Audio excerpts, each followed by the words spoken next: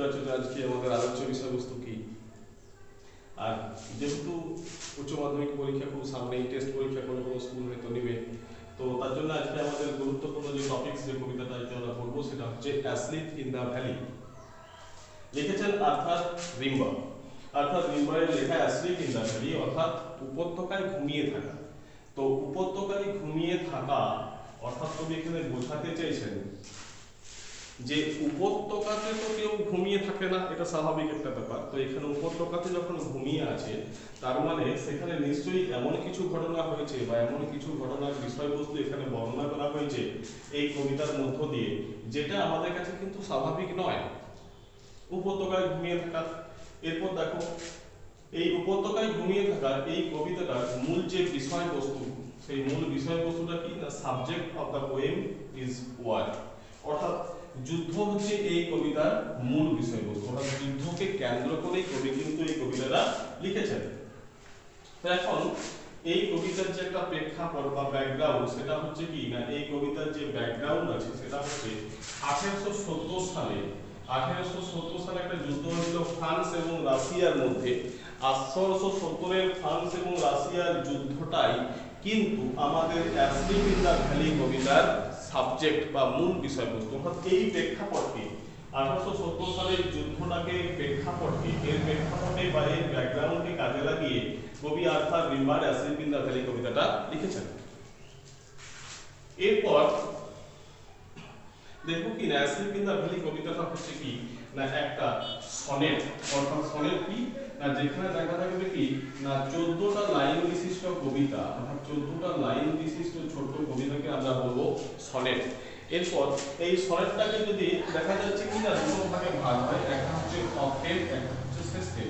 অক্টেভটা 8টা line আর সেস্টেভটা হচ্ছে 6টি line. তাহলে 8 আর 6 হচ্ছে 14টা লাইন, অর্থাৎ 14টা লাইন বিশিষ্ট কবিতাকে আমরা বলবো sonnet. Asleep in the valley হচ্ছে আমাদের একটা সনেটের উদাহরণ। এটা কিন্তু এমসিকিউ কোশ্চেন পড়ে যে অ্যাসলিপ ইন দ্য ভ্যালি কি ধরনের কবিতা, তখন বলতে হবে অ্যাসলিপ ইন দ্য ভ্যালি হচ্ছে একটা সনেট। আচ্ছা, সনেট বললাম না, এরপরে এটা কি ধরনের সনেট, অর্থাৎ কি ধরনের সনেট, সেটা হচ্ছে ইটালিয়ান সনেট বা যাকে আমরা বলবো পেট্রাকান সনেট। এটাও কোশ্চেন পড়ে এমসিকিউ যে অ্যাসলিপ ইন দ্য ভ্যালি কি ধরনের সনেট, সেটা হচ্ছে ইটালিয়ান সনেট বা পেট্রাকান সনেট। মোটামুটি এইগুলো আমরা জেনে নিলাম। এরপর হচ্ছে যে এই কবিতার এইগুলো যেগুলো ছোটখাটো ব্যাপার থাকে, যেগুলো কোশ্চেন পড়ে পরীক্ষাতে, সেগুলো আমি বলে দিলাম। যে ব্যাকগ্রাউন্ড হচ্ছে 1870 সালে যুদ্ধ আছে এবং ফ্রান্স, এর ব্যাকগ্রাউন্ডকে কাজে লাগিয়ে কবি Arthur Rimbaud asleep in the valley কবিতাটা লিখেছেন। এই কবিতাটি হচ্ছে একটা সনেটের উদাহরণ। আর এটা কি ধরনের সনেট, ইটালিয়ান সনেট বা পেট্রাকান সনেট। তো এই যুদ্ধকে কেন্দ্র করে কিছু কবি কবিতা লিখেছেন। যুদ্ধটাকে কি করেছেন না, বলেছেন যে প্রতিটা ইয়াং ছেলেরই দেশের জন্য যুদ্ধ করা উচিত, বা দেশের জন্য বা দেশের দেশের সেবায় নিজেকে নিয়োগ করা উচিত, কিছু কবি বলেছেন। আবার কিছু কবি বলেছেন কি না, এই যুদ্ধ কিন্তু কখনোই কোনো ভালো জিনিস ডেকে আনতে পারে না। অর্থাৎ সেখানে কি দেখতে পাওয়া গেছে না, সেখানে দেখতে পাওয়া গেছে যুদ্ধের যে খারাপ প্রভাবটা, অর্থাৎ ব্যাড ইমপ্যাক্ট অফ ওয়ার, এই যুদ্ধের খারাপ যে দিকটা, সেই যুদ্ধের খারাপ দিকটা, অর্থাৎ যুদ্ধ কখনোই আমাদেরকে ভালো কিছু দিতে পারে না, যুদ্ধ শুধু ধ্বংস দিতে পারে। যুদ্ধ মানেই কিন্তু কি হবে না, হত্যা খেলা, হত্যা লীলা, হত্যা খেলার বলে। তাই যুদ্ধটাকে কি করতে না, যুদ্ধটাকে কিছু কিছু কবি কি করেছেন না, যুদ্ধের যে খারাপ দিকটা আছে সেই খারাপ দিকটাকে তুলে ধরেছেন তার কবিতার মধ্য দিয়ে। তো এই দুই ধরনের কবিতা আমরা ওয়ার সম্পর্কে পাই বা যুদ্ধ সম্পর্কে পাই, এগুলোকে বলা হচ্ছে কি না, যাদের সাবজেক্ট হচ্ছে war, this is called war poetry. এগুলোকে বলা হয় ওয়ার পোয়েট্রি। তো যেহেতু আর্থার রিম্বার আমাদের কবি আর্থার রিম্বার, ইনি ছিলেন একজন সৈনিক। তো একজন সৈনিক কিন্তু যুদ্ধক্ষেত্রে যখন যুদ্ধ করতে যায়, ঠিক আছে, তখন সে কিন্তু এই যুদ্ধের যে খারাপ দিক বা যুদ্ধের যে ব্যাপার স্যাপারগুলো, যুদ্ধ আমাদের কি দেয়, যুদ্ধ আমাদের কাছ থেকে কি ছিনিয়ে নেয়, একজন সৈনিকই কিন্তু সব থেকে ভালো বলতে পারবেন।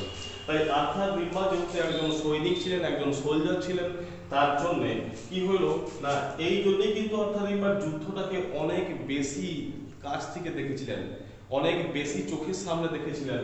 তারই প্রভাব বা তারই যে অভিজ্ঞতা, সেই অভিজ্ঞতাটাই কিন্তু আমাদের কবিতা অ্যাসলিপ ইন দ্য ভ্যালির মধ্যে অবশ্যই প্রতিফলিত হবে। এখন দেখো কবিতার মধ্যে দিয়ে যদি আমরা যাই তাহলে কি দেখতে পাবো না, প্রথমেই বলছে a small green valley where a slow stream flows. A small green valley, দেখো এ স্মল গ্রিন ভ্যালি অর্থাৎ একটা ছোট্ট সবুজ উপত্যকা, একটা ছোট্ট সবুজ উপত্যকা। যদি এটাকে আমরা অর্থাৎ কি না এই দুটো পাহাড়ের মোটামুটি মাঝের যে অংশটা অপেক্ষাকৃত সমতল অঞ্চলকে বলা হয় কি না উপত্যকা। তো এই দুটো পাহাড় আর মাঝখানে কি হয়েছে না আমাদের এই উপত্যকা আছে। উপত্যকাটা কেমন না স্মল গ্রিন ভ্যালি, একটা ছোট্ট এবং সবুজ উপত্যকা, প্রচুর গাছ আছে, গাছপালা আছে, হ্যাঁ। তো এই জন্য বলছে এটা সবুজ উপত্যকা। Where a slow stream flows, where a slow stream অর্থাৎ কি না যেখানে একটা ছোট্ট জলধারা বয়ে চলেছে, অর্থাৎ ধীর গতিতে একটা ছোট্ট জলধারা বয়ে চলেছে। And leaves long stands of silver, and leaves long এবং কি হয়েছে না leaves long stands of silver এবং যেন মনে হচ্ছে যে রূপোলি রঙের একটা সুতোর মতো বিছানো আছে। অর্থাৎ কি না এই সবুজ উপত্যকার মধ্যে এই যে স্ট্রিমটা, এই স্ট্রিমটা যেন মনে হচ্ছে কি একটা সবুজ উপত্যকার উপর এই স্ট্রিমটাকে মনে হচ্ছে যেন একটা কেউ সুতো বিছিয়ে রেখেছে, অর্থাৎ রূপোলি রঙের সুতোটাকে বিছিয়ে রেখেছে। কোথায় না এই সবুজ উপত্যকার মধ্যে। অন দ্য ব্রাইট গ্রাস, কোথায় না এই উজ্জ্বল ঘাসের উপর। From the mountain top stream the sun's rays, from the mountain top অর্থাৎ পাহাড়ের এই উঁচু থেকে, পাহাড়ের উঁচু থেকে যখন দেখছে তো কবি তখন কি মনে হচ্ছে, মনে হচ্ছে যে এই সবুজ উপত্যকার মধ্যে যেন একটা সুতো বিছানো আছে। অর্থাৎ এই যে স্ট্রিমটাকে, স্লো স্ট্রিমটাকে কবি কি দেখছেন না, কবি মনে করছেন যেন একটা সুতো বিছানো আছে। আর কি the sun's rays এবং সূর্য কি হয়েছে না সূর্য কিরণ দিচ্ছে, এবং সূর্য কিরণ দিলে কি হবে না সূর্যের এই লাইট নদীর উপর, এই জলধারার উপর পড়বে, এই স্ট্রিমের উপর পড়বে, এই উপত্যকার মধ্যে পড়বে, ঘাসের উপর পড়বে সূর্যের এই লাইট, সূর্যের আলোটা।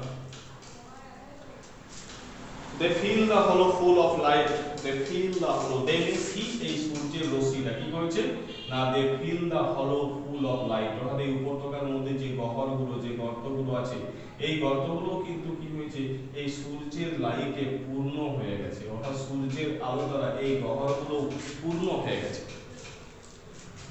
A soldier very young lies open mouth, a soldier very young অর্থাৎ কি দেখো এই উপত্যকার মধ্যে বলছে a soldier very young অর্থাৎ একজন সৈনিক, খুবই অল্প বয়সী একজন সৈনিক, lies open mouth সে কিভাবে শুয়ে আছে না সে মুখটা হাঁ করে শুয়ে আছে। অর্থাৎ যদি এটাকে আমরা করি সৈনিক, এই সৈনিক এখানে উপত্যকার মধ্যে শুয়ে আছে, সে কেমন ভাবে শুয়ে আছে না মুখটাকে হাঁ করে, মুখটা খুলে শুয়ে আছে।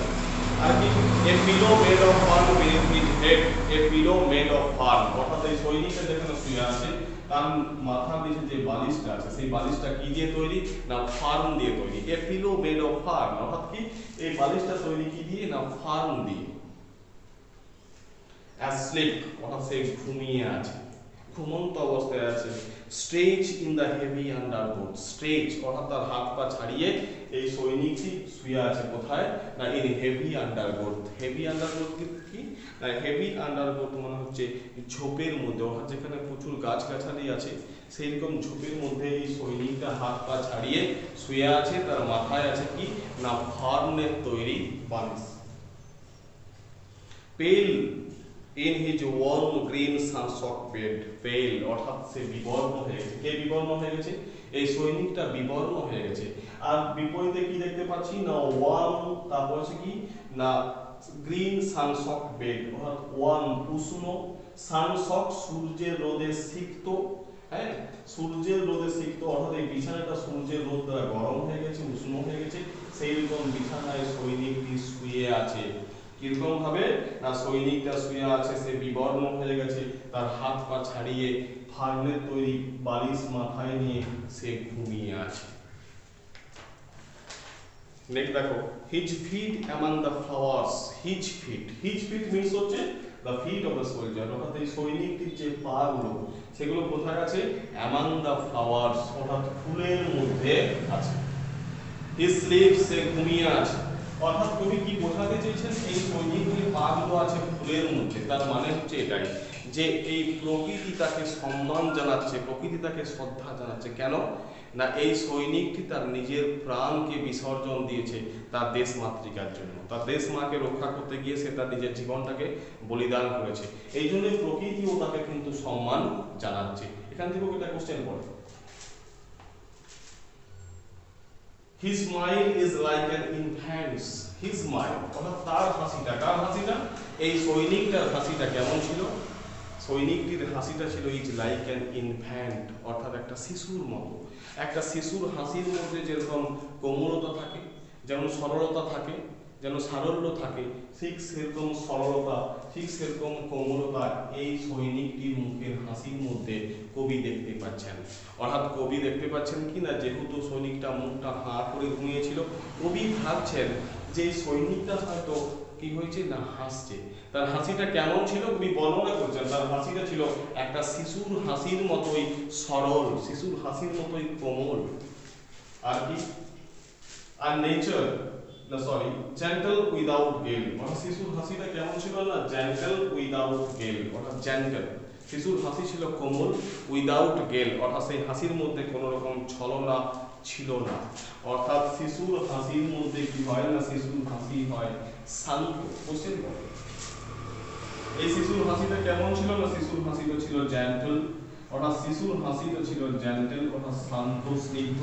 আর কি না, এখানে কিন্তু কোনো রকম ছলনা ছিল না, অর্থাৎ উইদাউট গেল, অর্থাৎ শিশুর হাসির মধ্যে কিন্তু কোনো রকম ছলনা ছিল না, অর্থাৎ সেই শিশুর হাসিটি ছিল ছলনা বহির্ভূত। আর কি ছিল না, জেন্টল, অর্থাৎ শান্ত স্নিগ্ধ। অর্থাৎ কবি বলতে চেয়েছেন এই সৈনিকটির হাসিটাও ছিল শান্ত স্নিগ্ধ এবং এই হাসির মধ্যে কোনো ছলনা ছিল না। ঠিক আছে, যেটা হাসির মধ্যে ছলনা ছিল না বলতে কবি কি বোঝাতে চেয়েছেন, যে আমরা অনেক সময় কি হয় আমাদের পরিচিত লোকদেরকে দেখে একটু হাসি, সেই হাসিটার মধ্যে কতটা আন্তরিকতা আছে বা কতটা হৃদয় দিয়ে হাসি, সেটা একটা প্রশ্ন চিহ্ন থেকে যায়। তো এখানে বলতে চেয়েছে এটাই যে এই শিশুর হাসি কেমন না, শিশুর হাসিটি ছিল শান্ত স্নিগ্ধ, আর এই শিশুর হাসির মধ্যে কিন্তু কখনোই কোনো ছলনা থাকে না, কোনো পাপ থাকে না। তো এই জন্য কবি কি বলেছেন না, কবি বলেছেন এই সৈনিকটির হাসিটি ছিল শান্ত স্নিগ্ধ এবং কবির বলতে চেয়েছেন এই সৈনিকটির হাসিটিও ছিল ছলনা মুক্ত, অর্থাৎ এখানে কোনো ছলনা ছিল না, কোনো পাপ ছিল না। আর নেচার গেভ হিম ওয়ার্ম হি মে ক্যাচ হোল্ড।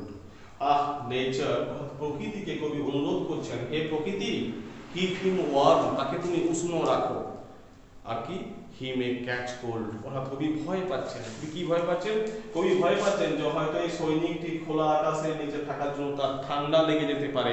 এই জন্য কবি প্রকৃতিকে অনুরোধ করেছেন, কি অনুরোধ করেছেন, যে হে প্রকৃতি গিভ হিম ওয়ার্ম, তাকে তুমি উষ্ণ রাখো, তাকে তুমি গরম রাখো, তার হয়তো ঠান্ডা লেগে যেতে পারে কারণ সে খোলা আকাশের নিচে শুয়ে আছে।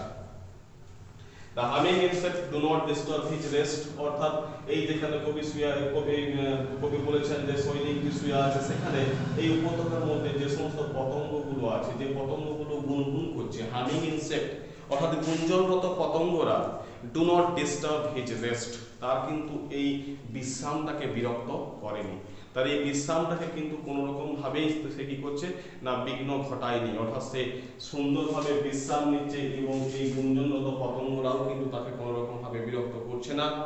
He sleeps in sunlight, সে খোলা আকাশের নিচে শুয়ে আছে, সূর্যের রোদের মধ্যে শুয়ে আছে। One hand on his breast, তার একটা হাত আছে বুকের উপর। অর্থাৎ কোশ্চেন করে যে সৈনিকটি যখন শুয়েছিল তার একটা হাত কোথায় ছিল, তখন বলতে হবে তার একটা হাত ছিল তার বুকের উপর। At peace, কবি বলছেন যে সৈনিকটি কি হয়েছে, চির শান্তিতে সে ঘুমাচ্ছে, মাথায় ফার্মের তৈরি বালিশ নিয়ে মুখটা হাঁ করে একটা হাত তার বুকের উপর রেখে কবি বলতে চেয়েছেন এই সৈনিকটি সে শান্তিতে ঘুমোচ্ছে।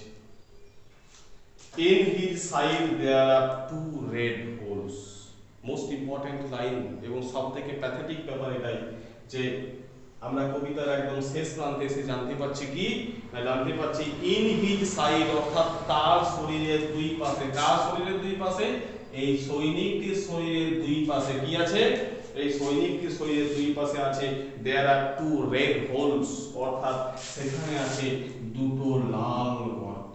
অর্থাৎ এই সৈনিকটির শরীরের দুই পাশে আছে দুটো লাল গর্ত। এই দুটো লাল গর্ত কিসের জন্য দুটো লাল গর্ত হয়েছে? এই কারণটা হচ্ছে এটাই, তার শরীরে দুটো লাল গর্তের কারণ হচ্ছে এটাই যে এই কবি দেখিয়েছেন বা বলতে চেয়েছেন এই সৈনিকটি যুদ্ধক্ষেত্রে গিয়েছিল। যুদ্ধক্ষেত্রে গিয়ে যুদ্ধ করতে করতে সে কি হয়েছে না গুলিবিদ্ধ হয়ে সে কিন্তু মারা গেছে। অর্থাৎ কবি বলতে চেয়েছেন তার শরীরের দুই প্রান্তে কি হয়েছে, শরীরের দুই প্রান্তে দুই সাইডে কি হয়েছে, দুটো গুলির ক্ষত চিহ্ন পাওয়া গেছে। এই গুলির ক্ষত চিহ্ন কেন না এই সৈনিকটি যুদ্ধ করতে গিয়েছিল যুদ্ধক্ষেত্রে।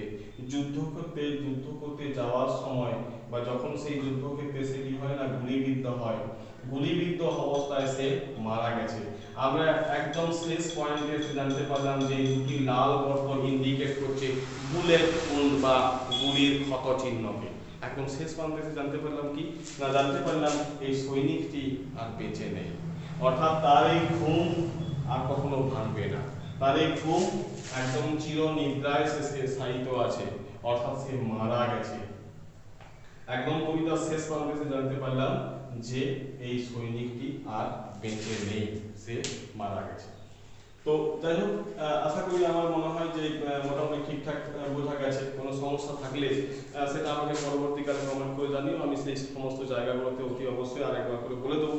তো এখান থেকে যে এমসিকিউ এবং এসএকিউ কোশ্চেন হয় বা এখান থেকে যে লং কোশ্চেনগুলো হয় সেগুলো আমরা একদিন অন্য একটা ক্লাসে আলোচনা করে দেবো, যে এখানকার এমসিকিউ গুলো কি কি পড়ে, এসএকিউ গুলো কি কোশ্চেন হয়, কোন কোন লং কোশ্চেন গুলো আমাদের প্র্যাকটিস করার দরকার আছে সেগুলো করবো আমরা, সেগুলো আমরা পরবর্তীকালে আলোচনা করে দেবো। এরপরও যদি কোনো সমস্যা থেকে থাকে তাহলে কিন্তু কমেন্ট সেকশনে জানিও, আমরা পরবর্তীকালে এটা নিয়ে আবার আলোচনা করব। আশা করি বোঝা গেছে।